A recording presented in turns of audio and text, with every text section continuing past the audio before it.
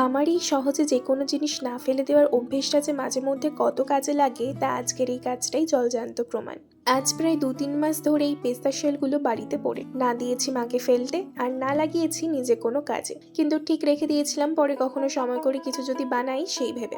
আজও তেমনই মা আবারও পেস্তা শেলগুলো পড়েই আছে দেখে ফেলে দিতে গিয়ে মাকে বারণ করে আজ কিছু একটা বানাবোই ভেবে প্রিন্টারেস্ট ঘেটে পেস্তা শেল দিয়ে টুলিপ বানানোর আইডিয়াটা খুঁজে পাই, আর দেখা মাত্রই নিয়ে বসে পড়লাম কাজেও।